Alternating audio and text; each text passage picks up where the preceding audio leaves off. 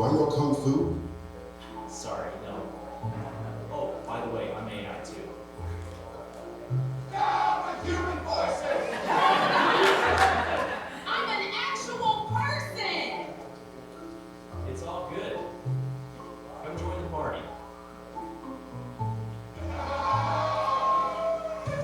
AI voicers, voice actor voices, custom voices, even your own personal voice clone. Every voice you can imagine, ready to bring your stories to life. Write it, hear it, any story, any size, professional audiobooks in a clip. Okay, that's just a fun, provocative way. Yeah, thanks. Thanks. Hi, everybody. I'm Phil Marshall, and I'm so glad to be sharing this journey with you this morning. Hey, we made it to Thursday, which is great. How many are flying tomorrow? How many are worried about flying tomorrow?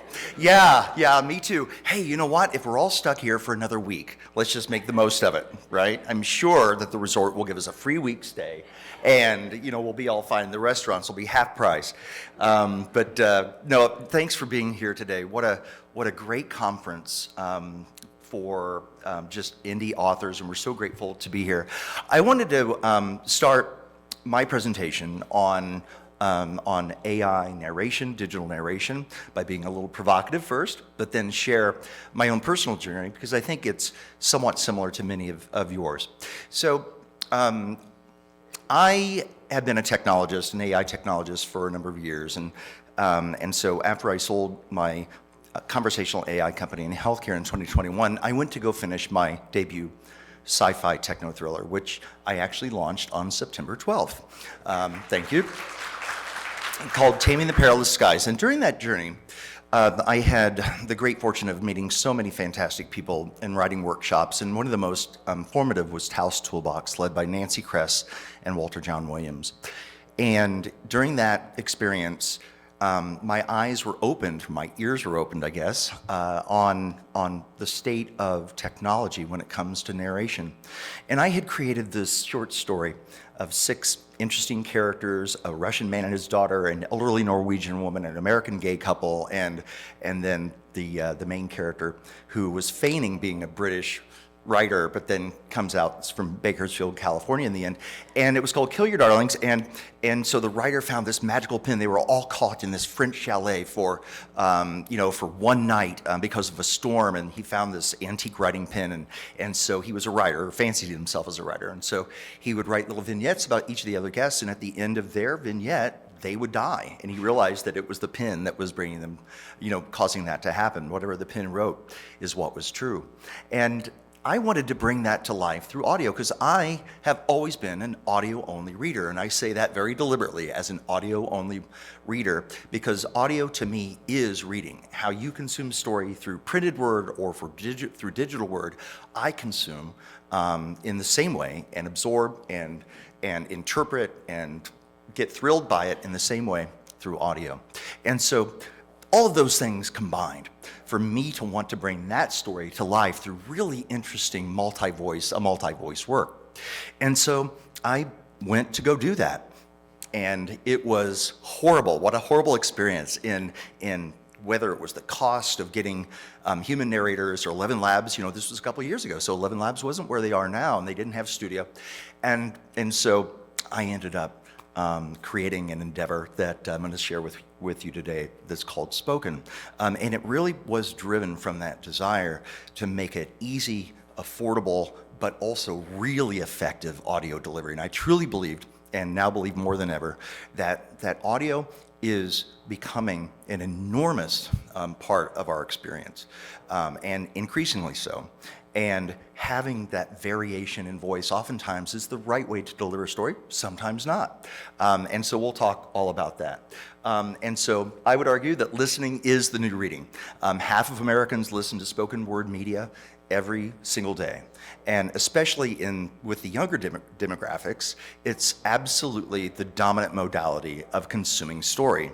And it's got 26% year over year growth, while the other modalities of consuming story have actually remained relatively flat. So I think we're all experiencing that, right? I mean, you're all hearing that, you're all seeing that audio. Whoa, right? It's bulging, it's growing, it's exceeding the growth of other modalities, and I'm excited by that, of course, obviously, and yet historically, it's been an enormous challenge. You all know this. You've lived it. You've breathed it. You might have 50 or 100 stories in your backlist, but you've narrated one or two. And the reason is because of the time and the cost involved. It's not just the amount of money, which is expensive, you all know, to hire a narrator for your work. My novel that came out on September 12th, Taming the Perilous Skies, is a 137,000 word doorstop, book. And so that's a chunk of cost there on that. And if I wanted full cast, my Lord, that's just not accessible. It's not possible. And so, but when we survey and when we ask readers that listen to stories, do you prefer single narrator or do you prefer full cast? If it's a great single narrator that does voices well versus a full cast that blends well and mixes well, what do you prefer? It's pretty evenly split, which is interesting because the latter of those two just isn't available hardly anywhere. There's very few actual full cast works, but that dollar amount down there is a big reason why, right? It's not that we don't want it. It's not the readers don't enjoy it. It's just, it's been off the table. It's been inaccessible. And then you've got the workflow, right? How many hours does it take for you to manage the samples that come back selected? I'm using single narrator for my audiobook, human narrator, studio recording. For the single narrator version, I'm using a human because it's reasonably accessible to do so. And ACX just turned on my application. It was blocked for some reason. I think somebody at ACX didn't like Spoken being out there maybe, or didn't like me personally. I don't know. I'm not going to hold them accountable for that. But it was blocked, and the good people here at the booth got it unblocked. And all of a sudden, I have 100 applicants to narrate my audiobook, and some of them are just fantastic. But that's still going to be a chunk of change. And then I'm thinking about that workflow. I'm thinking about how much time I'm going to be spending to select the narrator, which is an exciting part of the process, but then going back and forth, there's the pronunciations. Oh, that's not quite right? And so where you can go and you can update your EPUB immediately and re-upload it into KDP, what do you do about that audio? Get them back in the studio? Sometimes it can be handled, sometimes a problem can be handled in post, but not mispronunciations. Right? Not when your fictional character or your alien, your extraterrestrial has, a weird name in it and it's not pronounced quite right. That's a very difficult thing to handle. And so things are changing quickly. We'll go through the state of the art and all of that, but it's not just changing from an economic perspective. It's changing from a workflow perspective. Because now, just like updating your EPUB, you know that passage is where readers have fell off and you want to get rid of it from your EPUB, so you do. What do you do about audio? Now it's just as easy. Get rid of it from the audio, change it in the audio as well, and re-upload those files, okay? So we're going to talk a lot about that. It used to be a year ago, which was our debut show, by the way, a year ago. It was all about like, oh my God, do you hear that? That sounds so great. It sounds so realistic, right? We were amazed by, that it just sounded like it did. And now we're kind of beyond that, right? It's like, yeah, you expect that it's going to sound good. It has to, right? Why would it exist if it didn't sound great, if it didn't sound natural, if it didn't sound human? And so in that 1 year, things have changed tremendously from just hoping that it might sound reasonably good to expecting that it would sound reasonably good. And then going to the economic driver, which is obvious, and the economic benefits of digital narration, to now considering what the workflow benefits are, that kind of control, that kind of mastery that you can have over your work at any time. It makes the entire process of being an indie author more organic, as opposed to tossing something over the transom and just hope that the market accepts it as is. For me personally, I believe in my work, Taming the Perilous Skies, to be a dynamic work. The multi-voice audiobook, which you'll hear a little bit of from today, is going to be a 100-voice audiobook, every voice designed around that speaking character. I've got over 100 speaking characters, okay?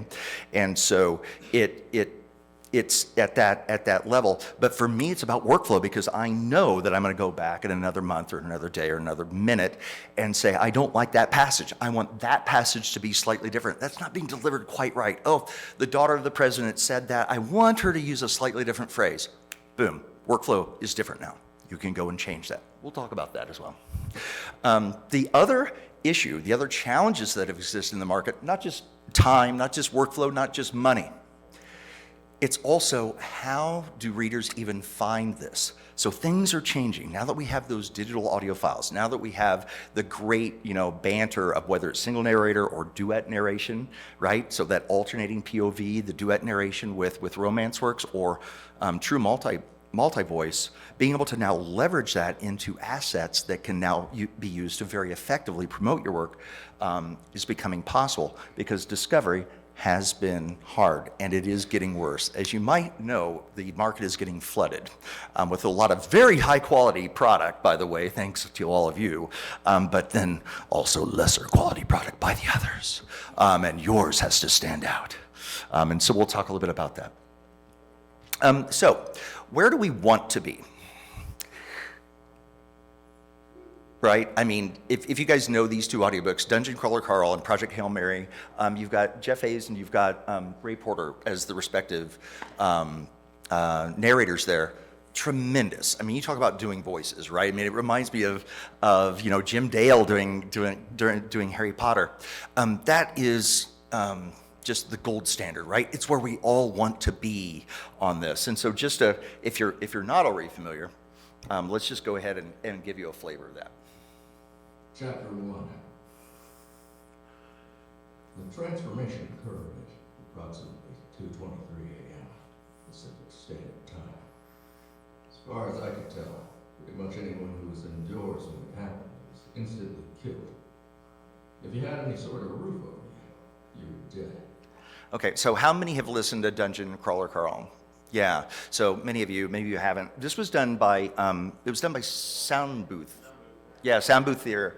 And actually I met one of Jeff Hayes' best friends here. Her name's Rebecca. She's a voice actress. She's here at the show. And I was like, I was with like royalty, because of this level of performance. The beginning of the Audible sample doesn't have like the multi, or Princess Donut. If you don't know about Princess Donut, you're going to, and you should. And so it's just a fantastic example. And then you've got Ray Porter. Chapter 1. What's 2 plus 2? Something about the question irritates me. I'm tired. I drift back to sleep. A few minutes pass, then I hear it again. What's 2 plus 2? So not a lot of great example there, just in the sample, but these are where everybody wants to be, right? Everybody wants to deliver just compelling audio, single narrator, duet, multi, whatever. It just needs to really deliver story, right? And so I want to share with you that if that's where we want to be, where have we been and where are we now? So I'm going to take you back all the way to 1976, which was really the beginning of digital narration. Any guesses as to what happened in 1976? What was brought about in the world back then? I was alive. Not many of you were, but I was. Any ideas? What is it? No. Mm-mm. What is it? No. Digital narration, so actual text-to-speech. So in that realm, the Kurzweil reading machine for the blind was invented in 1976. 1984, any guesses?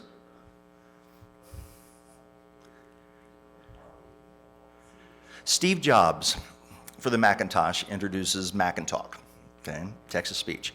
And then 2016, neural nets, WaveNet. Okay, that becomes the first real neural net AI that looks at the pattern of when these letters are in that sequence, the sound that makes, right? And so now that's building neural net. That's the AI. That's the pattern. That's machine learning. And then 11 Labs shows up, right? And it just is like, what? It's hard to believe that 11 Labs has been here for a whopping 3 years on the planet. $3 billion market cap, 180 million bucks in the bank. I mean, true unicorn. And they've really kind of raised our sights, raised our listening level, and raised our expectations. And so now, 2025, right? We are here. And so I want to take a moment to share with you some examples. So I'm going to actually just do a demonstration of a project. This is a little short story that should be done pretty quickly here for us. So going straight from manuscript into the audio. The first step that happens here, you're seeing Spoken here, Spoken.press. So what's happening here is that there's a lot of work to be done before the narration can be made. And so you can see some of the analysis that's being done here. There's safety analysis, there's the summary of genre and type of work, and then the summary and the comparables and the tags, the topics basically. And so now what I'm going to do is I'm going to choose multi-voice narration, and we're just going to make it here together. And so I'd like for you to try to imagine, okay, multi-voice, what does that mean? Like from a technology perspective, what does that mean? What's happening right here?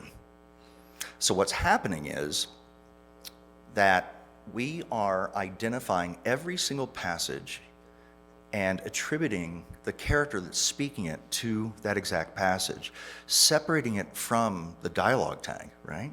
So who's speaking what passage, separate it from the dialogue tag, separate it from the other exposition that might be spoken aloud by the narrator as opposed to another speaking character. And that process of knowing how much spacing, what's the emotional inflection, what's the arc of that becomes very, very challenging to pull off, okay?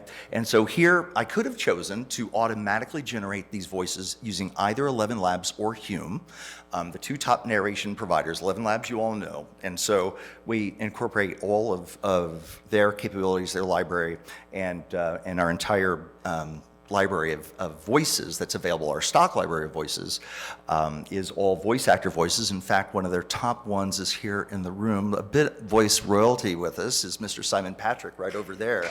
And his daughter is here at the show as well, and she's actually the #1 voice on all of 11 Labs. Okay, and if you know Jessica Ann Boger, she's one of the very top voices on 11 Labs as well. She's here as well, a great friend of the organization. But what I'd like to do, rather than automatically generating system voices for each one of these that's designed around that character and how I wrote that character, I'm just going to go through a bit more of a manual process so you can see it. Okay, so let's go ahead and let's choose a main narrator.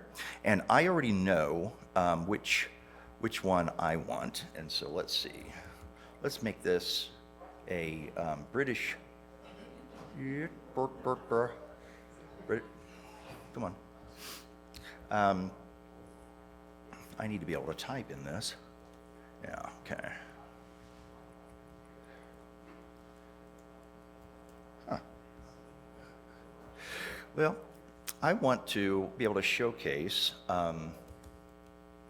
my guest in the audience here. So how about we just have Christopher do our narration. And so I'll go ahead and select that voice. I don't need to preview it because I've heard it many times. I hear him across the hall and I'm like a moth to the flame. I'm like, tell me more. And if you've never heard the man speak in real life, it truly, I mean, honestly, you'll never want to leave him. I'm wondering, you know, you're married, yeah? And this is what, she's never going to leave him. I mean, how could you? You know, and then see, and I'm actually gonna choose Amelia, which you see that I automatically brought up because it's a British voice. This is his daughter Abby. Her voice name is Amelia, and so we have Christopher, which is Simon, and his daughter Amelia here is two of these characters. But this one here, I'm going to take a slightly different approach. So on this one, I'm actually going to generate the voice custom. Now, in Taming the Perilous Skies, I generated over 100 voices custom, designed around every character that I wrote. And the system takes that description and that prompt and and will generate voices. So let's take a listen here. Derek is a young American male. He's laying on the beach looking up at the stars with his friend Sienna, who's British, and they're speculating about a number of things. They're talking about the stars and the universe and galaxies, and then they talk about potentially being able to change their voices into something more fun, you know? And so this is why it's called Welcome to the Audioverse. And so let's just listen to some samples. This is all designed in real time. These voices have never been before heard. So this is designed in real time around the prompt that the system created. Sienna, ever wonder why they call that the Milky Way? Sienna, ever wonder why they call that the Milky Way? Sienna, ever wonder why they call that the Milky Way? No, I mean, why do they call that? No, I mean, why do they call that band of stars the Milky Way? All right, I'm going to go ahead and choose that one. And so now, let's go and let's do that one more time. Connected to the internet. I think I chose this one. Huh, how odd. All right, well, I am going to show you now the passages that were delivered here, which are all the different passages of spoken text aloud by the characters versus that actually done by the narrator, okay? And so if we go ahead and listen to this now it's all narrated, okay, boom, right? I mean, it's that quick, it gets all narrated. Let's just take a listen from the beginning. Sienna? Derek said, breaking their long silence as they stared upward at the stars. Sienna took in and let out a long, wistful breath. What's on your mind, Conchera? With the Oregon surf rolling one gentle crash over another in the background, Derek felt certain that none of them pondering the vastness of the universe next to him. And so the story, it comes to life, and so they go back and forth and they speculate about their voices and how they'd like to change them. And so you might imagine that inflections, sometimes you have to go in, and sometimes, here, I'll just show you one particular passage because I'm going to focus in on this one. So she's speculating about throwing her voice as an American twangy voice, okay? And so what you'll notice here is that every single passage has an amount of spacing that gets automated right from the last. So is it a dialogue tag? Is it a more thoughtful moment before they start speaking? It might be 2,000 milliseconds, or it might be 200, it might be 400, it might be 380. And so all of that spacing, that cadence, right, gets layered in automatically. And then when a particular emotion or a particular accent or a particular inflection is necessary, then we'll include this, okay? And so what I'm going to do is I'm going to show you, though, right? Because this is a female voice, and so what I'm going to do is I'm just going to go ahead and refresh that one here using the system generated Abby's voice. Okay, so we'll see how this comes out here. I'd say things in an American accent, like, I'm going down the road a piece to gnaw on some bison jerky and then shoot me some tin cans with my 22. Well, that just really isn't in an American twangy accent, is it? That just doesn't work. So let's make it better.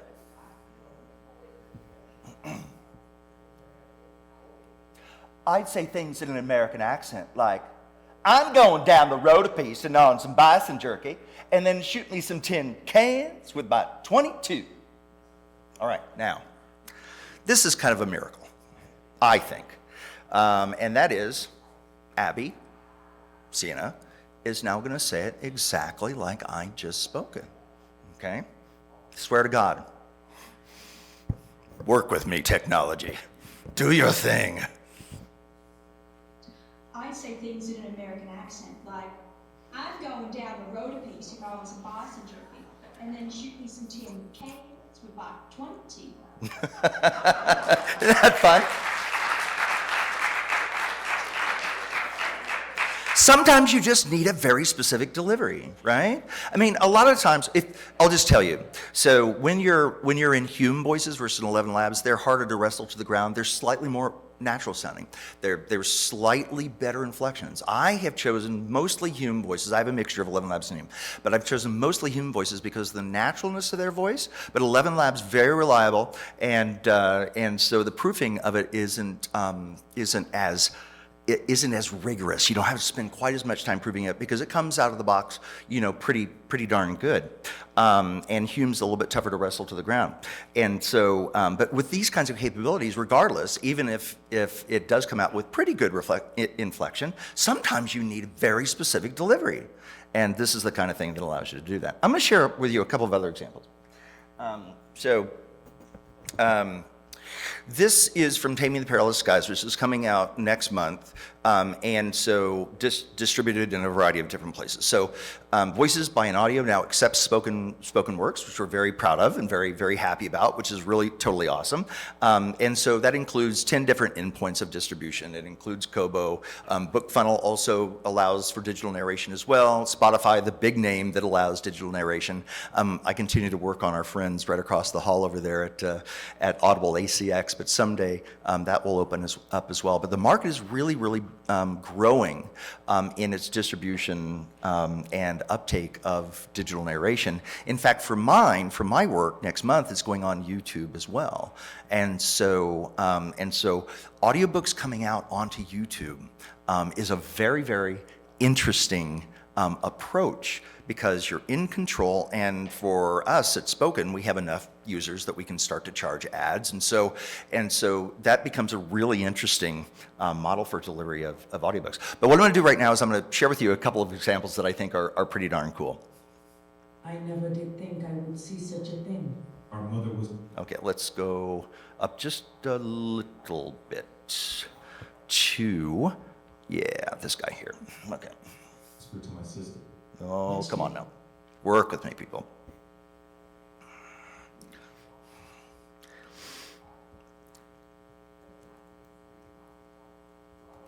All right. This is where I want to start. We got thrusters. Then give us 15 minutes to get to the port. Open the cover and hit the button. How much time for the descent? At 25,000 feet, Nigel calculated. I would say 15 minutes. Why is whale watching at this altitude? Ivana asked. That was a question I could answer. 5:52 a.m. Saturday, September 28th, 2075. Offshore Virginia.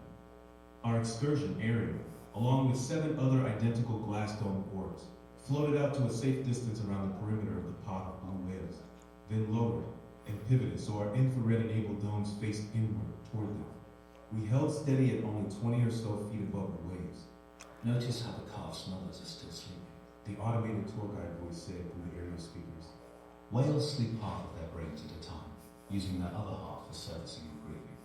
They keep one eye open, connected to the awake side of their brains, to keep an eye on their young. Look closely, and you might even notice that whales have eyelids, and they blink. As if on cue, the adult closest to us did just that. The blink was crystal clear, despite the creatures only being visible using the infrared. The young children across from us squealed in delight, and Luke and Eric exchanged multiple fist bumps. I never did think I would see such a thing. Our mother whispered to my sister. Okay, so, I mean, Russian, British accent, right? You've got the main character's voice, you've got the mother, and so all blending there as one sort of multi-voice full cast delivery. And so it becomes a really interesting opportunity to go and find those voices. What is it, the one that sounds just like you had always imagined your character to sound like? And so I'm going to share one other thing with you, just one other example. And this is in my chapter 3, where Beppe, the caretaker of the largest anti-gravity sculpture in the world, a 100-meter wide umbrella that opens each hour and uses its anti-gravity surface in its canopy and under the pond of water below to raise that water in unique patterns every hour at the top of the hour. And so this is Beppe. He's nearing retirement, and I'm going to share just a tiny little passage from him, because this becomes really, really interesting. Let's try this here. No matter how much he had tried over the course of his 72 years, ignoring the government never worked. Besides, he couldn't risk his pension by creating a scene. Sì, ora puoi procedere. He said, then began singing to himself. Ma Milan è un gran Milan. As he tucked his notebook away. When I presented that passage to the people at Hume, okay, so Hume, like 11 Labs, they're based in New York, brilliant people. Alan is their founder, who's just one of the most brilliant people I've ever met. When I played that passage for him, he sort of stepped back. I didn't know it would do that. Now, yeah, let that sink in, right? Their model at Hume is one model. 11 Labs models are partitioned. Hume is one model. And so all of these voices are coming through one technology at the same time, right? It remembered how I created Beppe. It remembers his accent. It knows everything about the attributes of his voice, but it's emerging that passage up and through the millions of others that might be generated at any other time. And it's just a mind-blowing process to think about that. Sometimes they say things they shouldn't, because they're getting a little bit of confusion. It's called hallucinations. Sometimes the hallucinations are simple, little ticks, right? And you've got to have good headphones on because you'll pick it up and you'll just need to click that passage and just force re-narrate. Okay, just re-narrate, do another one, okay? And you'll get it, it'll get just right. With Hume, it takes more work, but it's worth it because I just love the delivery of that. But you have to listen very carefully. Sometimes the hallucinations are more dramatic.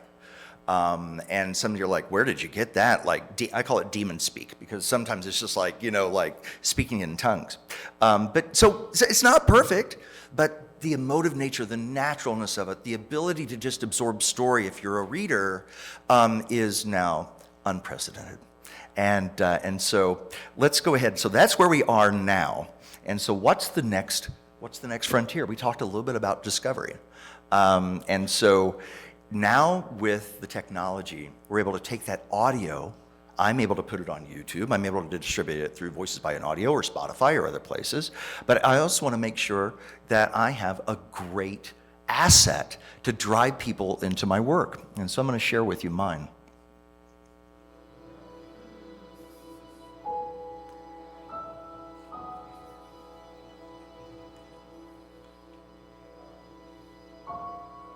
There hadn't been a single aerial incident in years, despite 7.2 billion flights every day. And flying to the Oak Ridge National Laboratory for his science class? How cool is that?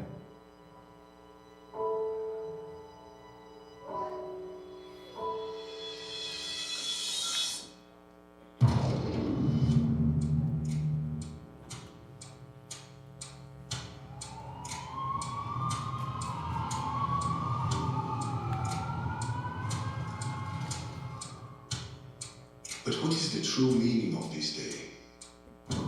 Is this day a punishment for our sins? Is it punishment for allowing technology to play too important a role in our lives? If only we could see the future. But we cannot see the future. So what we can do now, yeah, thanks. The guy who made that is right over back there. So that's Joshua back there. So round of applause for him for his incredible talents. So now think about that. We took particular clips of audio from the audiobook. We know what the cover art is. We know what the aesthetic is. We know what the scene is conveying. Okay. And now we can generate something that visually brings that to life so that discovery is accurate, it's targeting that right reader, and it's getting them excited about where the story might be going or the elements it might include. Okay, sure. I mean, with mine, I've got kind of a slow build. I've got a lot of world building up front, and so if people know though, there's going to be this crazy thing that involves the church and philosophy and morality and spiritualism and the Archbishop of Milan is involved, for God's sake. Then it will will have them even more engaged than they otherwise would have just from the blurb. And so, so we're getting to a point where it's just easier for us to bring story to life in the way that is now becoming the dominant modality that people are consuming it. Whether it's audio or it's visually in that visual teaser, we're not that long or far away from where full motion pictures will be able to be redone, and we're actually starting to work on that for Taming the Perilous Skies. And so I wanted to just, we'll take questions here in a sec, but I wanted to just end with a couple of QR codes. So I would welcome you to join us. I'll go through, actually I probably, but whatever. Okay, here, I'll tell you what, I'm gonna do something first. Okay, where is my pricing page? Oh God, I didn't even put it up. Okay, here, I'm gonna show you something.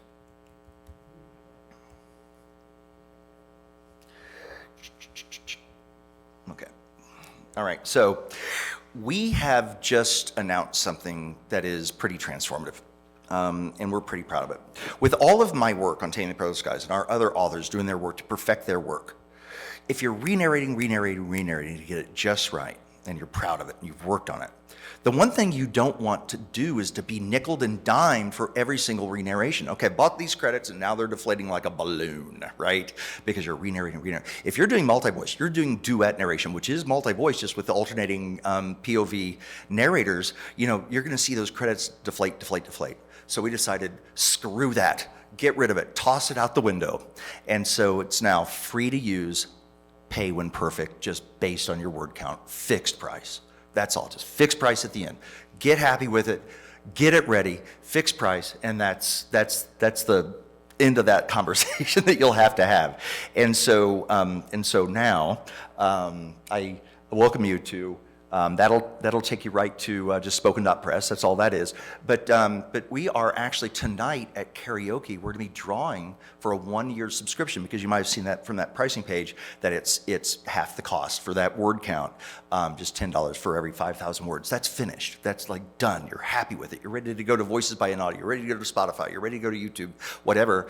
And so 1-year subscription. We're going to be announcing the winner of that there. So welcome you to do that. And since I've already got the coconut, I'll just tell you that we are sponsoring karaoke tonight. So for those who are going to be preparing for their next week in Vegas when the TSA and air traffic controllers are no longer there, let's kick that off with karaoke tonight. I'll be singing. Damon and I think, are going to do a duet together, and Josh will be singing back there. Professionally trained folks are going to be there. It's being emceed by Martina Brookshire, who's just an absolute character. So hopefully you can join us there. All right, so I'm going to just wrap that up, and let's get some audience interaction. And yeah, microphone would be great. We also have a roving mic if you need us to bring that to you, but then that gets recorded on the system. Yeah, go ahead. Okay, this is fantastic. Thank you. I've been trying to put my stuff on YouTube, and 11 Labs was expensive, and I just decided not to. Is this compatible with Findaway Voices? Because I know that that's a pathway to uploading to a lot of different places that I'd like to post to, and I just don't know if that's... I'm happy to report that is now Voices by an Audio. So when I talk about Voices by an Audio, that's Findaway Voices. That's what that is now. Oh. Yeah, they were acquired by Spotify. Okay, and then they were spun back out, and they're now Voices by an Audio. And so, yeah, so we've got a process with them. So they accept 11 Labs, Google, and Spoken. And so we now have a process where they check if it's from Spoken, they know it's cleared to go. And so that actually has 10 different endpoints that distributes to. Kobo and a whole wide variety. So yeah. Great. And one final question. Do you recommend, if using this, to listen to the entire project, maybe on higher speed, to just confirm that it's, or go through the dialogue or transition points? Is there like a recommended way to do that? Yeah, there is, definitely. We have you proof each chapter once at a time. You can narrate the entire chapter at once. You select your voices, right? Okay, I feel good about my voices, and then you just do the entire chapter at once. It'll go through it, and then you proof it, and then you can change and tweak and update them from there. So yeah, there's a whole process for that we recommend for sure. Okay. Yeah. In fact, if you guys, any of you have met Patrick back at our booth back there, Ask Patrick is our customer service, which has all that information, and it's actually a bot, and the avatar is of him. And here, I'll just show you. And so that's Ask Patrick, and if you go meet him, you'll be like, that's actually him. Like, that actually looks like him. Anyway, in there, that has all that information, like what's the best way to blah, blah, blah. And we have videos, we have, lots of good tutorials. Yeah, go ahead. Yes, well, this is very impressive, the final product. So I have 8 books that I'm paying a narrator with Royalty Share Plus. How much work would it be to create a book like this for a 90,000 word book? I mean, it seems like this would be an incredible amount of time. It's like editing your book all over again. Yeah, My Taming the Perilous Skies, for specific reasons, was quite a bit of work, okay? And that's because I chose Hume. That doesn't come out of the gate quite as good, but I like it better because it's a more natural sounding voice. I did multi-voice on top of that, right? So multi-voice plus Hume means more work. So multi-voice with 11 Labs is less work. And the human voices that we have in the library are a higher quality than their system-generated voices, so they're pretty darn good.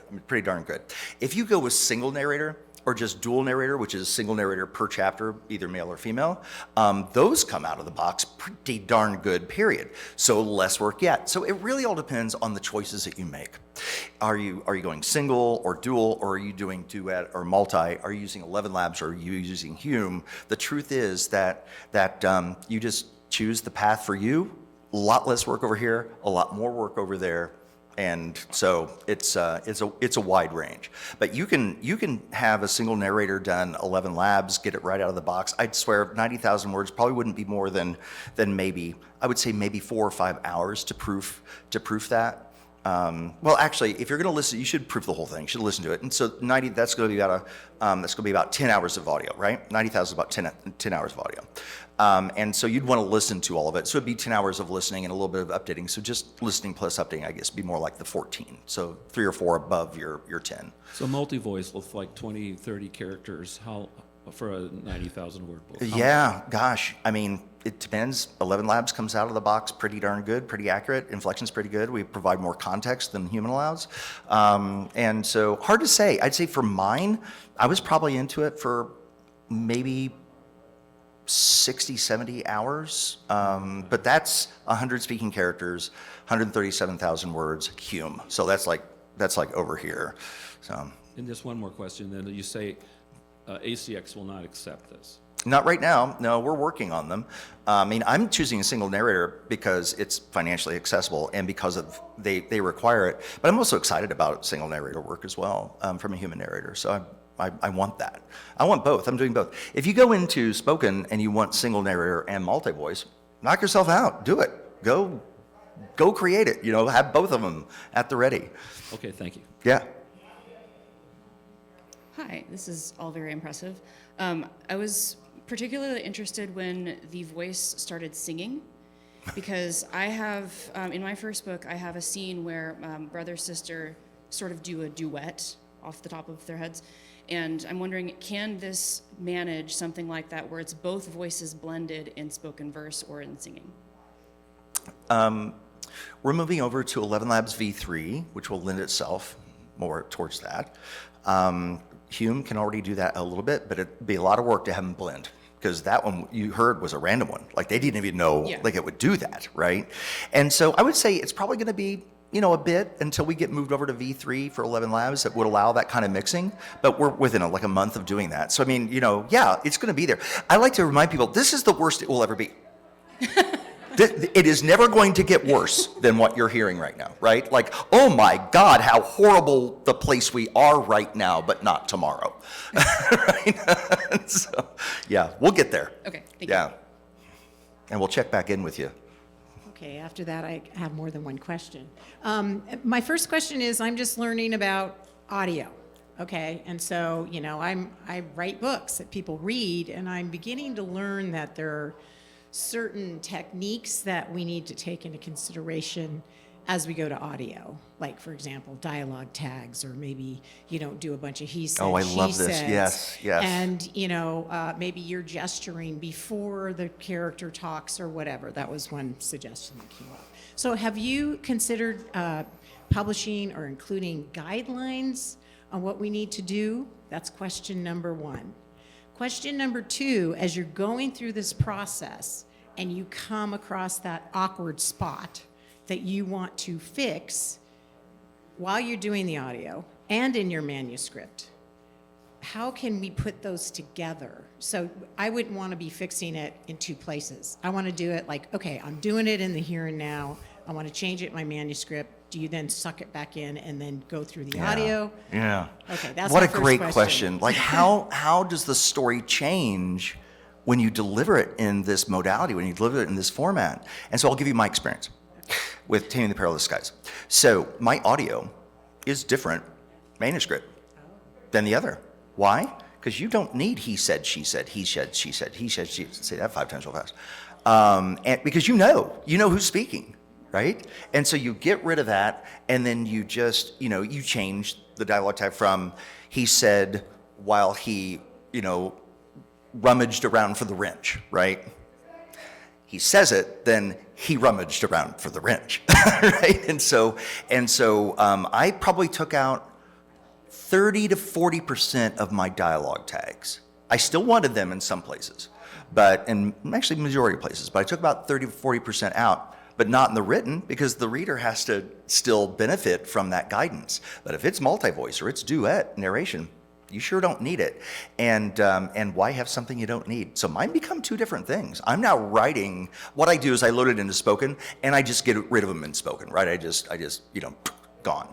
And so yeah, it's interesting how knowing the format and the forum where you're pushing your work and really kind of absorbing what is that end user, like you're in the reader chair, you're in the listener chair. What is that like? You start to get rid of things or change things. So mine are different. So that's interesting. New ways that us indies can break the rules. Yes, that's right. Rewriting the rules. Yeah. Okay, my second question is, and it's related to 11 Labs. What is the relationship here? Well, 11 Labs and Hume are our two narration partners. And so we built the chassis, right? The framework all around that, just by authors for authors. That's all we do. This is our only market. And so it's just for audio story production. Yeah. That was very confusing at first. Are you competing? Oh, sorry. Yeah. No. It wasn't clear. They do 1,000 doing things. what. They do. Okay. They just So you're in created partnership. Yeah. We're Okay. we're partners. Yeah. And so they just created an Alexa competitor, right? And so it's like they do a lot of different things. Yeah, but they're a partner. Yeah. Hi, this has been great. Good. I'm a children's author and tween, and so a couple of my books most of them have multi-characters, and so this is what has caught my attention. But my question is, are there children's voices on? I know 11 Labs doesn't have children's voices. Yeah, so 11 Labs has a policy not to allow children's voices, but I have a 9-year-old. I have a 13-year-old daughter of the president. I have a few children's voices. Hume does a great job on children's voices. We have some in our stock library. You can generate them on the fly. But you have to be careful, right? Yes, and of so, course. 11 Labs, they do so many different things that people could use that technology to create that's Yes. dangerous. And so for us, we're all about storytelling, and we do a safety review of every single aspect of that story across 6 different ratings. And if anything is dangerous in its content, and especially if it's underage and sexual in any way, boom, it's done. Like no go. Like it ain't gonna pass muster at any level of our stack. Okay. And so we have some protections there. Yes, children's voices. It's important for many stories. Yes. Most maybe. I don't know. Yes, mine are motivational and moral lessons. So Yeah. Yeah, so it wouldn't be anything. We're not worried about you. Okay, good. We're worried about those other guys that might use it for I other know, reasons. Exactly. And then my last question is that YouTube video was awesome. I, do AI videos and Joshua, oh yeah. my God, that was just fabulous. Just really, Oh, really, yeah, thank really you. high Yeah, he's a quality genius. Film trained, Toronto Film School, and we're so lucky to have him. And so what we're looking to do there is, we call it motion. Okay, you heard it here first. Yes. We haven't announced any of this yet.